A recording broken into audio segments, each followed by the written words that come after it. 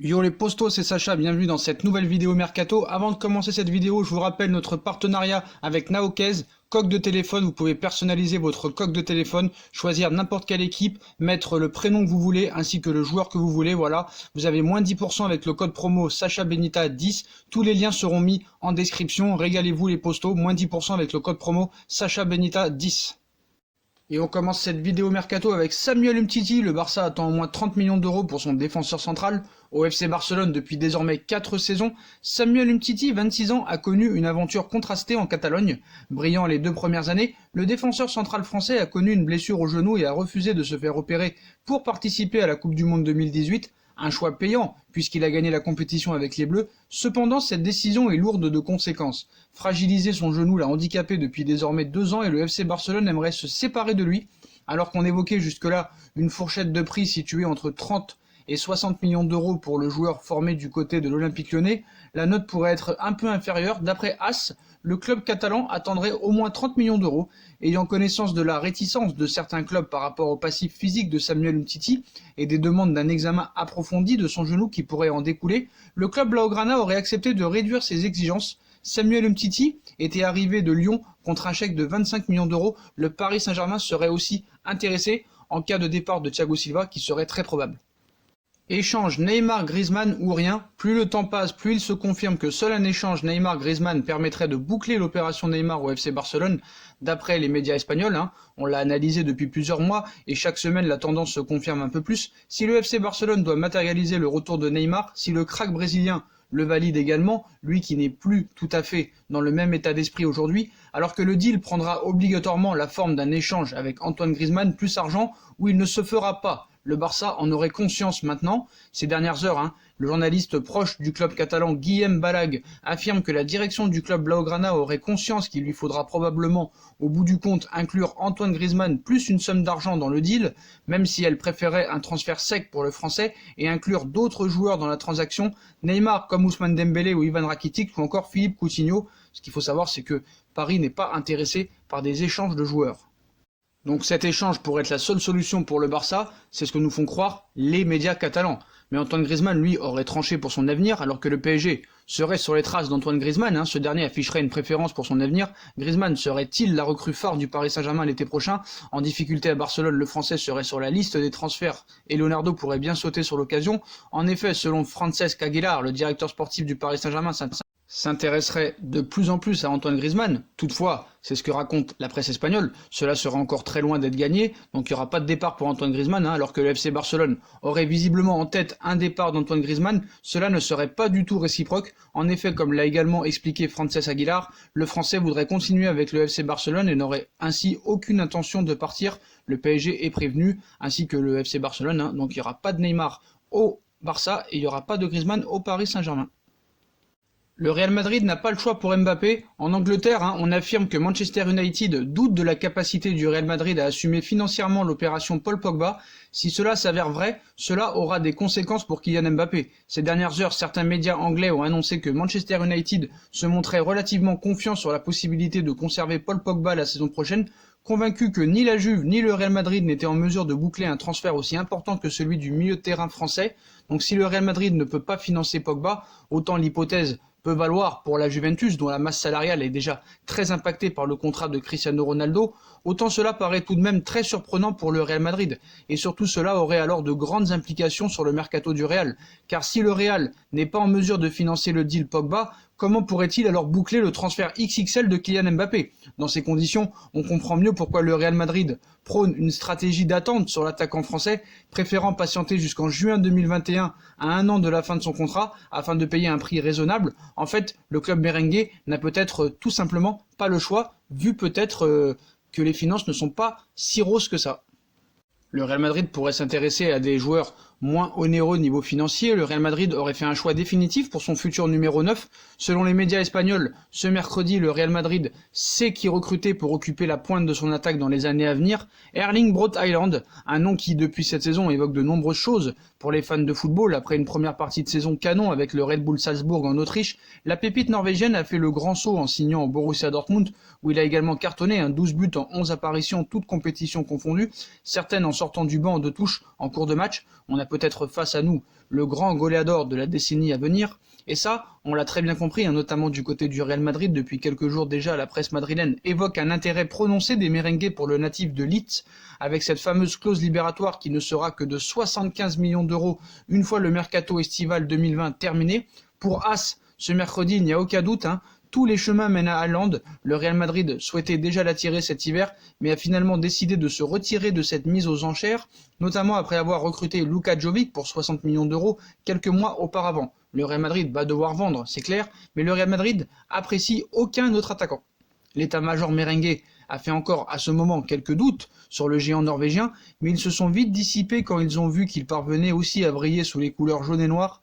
Les Madrilènes estiment qu'il sera facile de l'attirer dans leur rang, et cette clause libératoire valable dès le mercato d'hiver prochain de la saison 2020-2021 en fait une aubaine. On a même déjà fait les comptes, et son salaire ne serait pas un problème, lui qui touche actuellement 8 millions d'euros bruts par saison en Allemagne au Borussia Dortmund, et si la présence de Mino Raiola dans l'entourage du joueur a tendance à refroidir de nombreux clubs, ce n'est pas le cas du Real Madrid, puisque le sulfureux agent italien s'entend très bien avec José Ángel Sanchez, le bras droit de Florentino Pérez, qui est généralement aux manettes lorsqu'il s'agit de grosses opérations.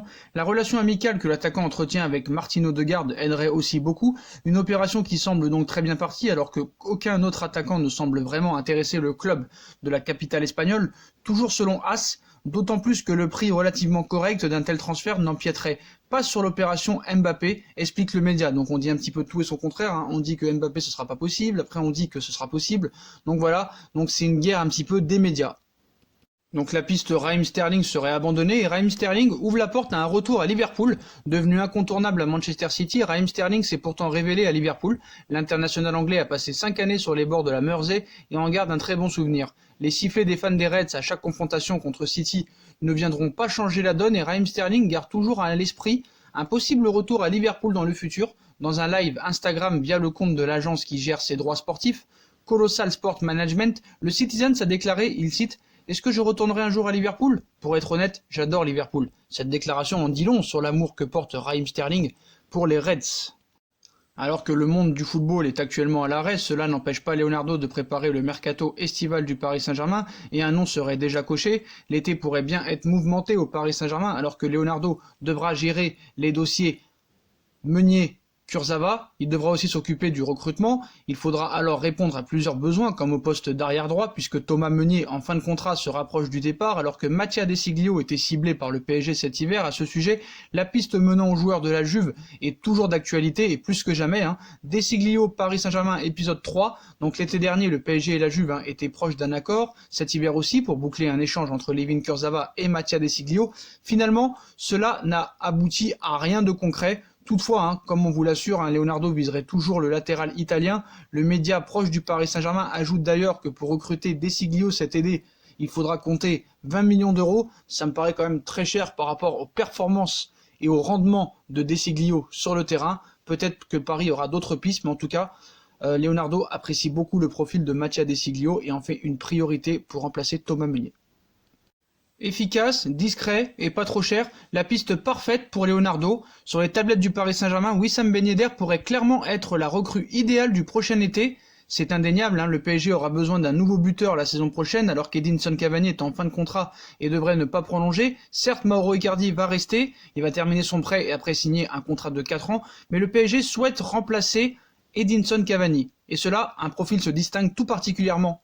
Ben Yedder, la bonne idée, l'international français Wissam Ben Yedder, actuellement angulé à la 9e place de Ligue 1 avec l'AS Monaco, serait donc sur les tablettes de Leonardo afin de renforcer l'attaque la saison prochaine avec un état d'esprit quasiment irréprochable.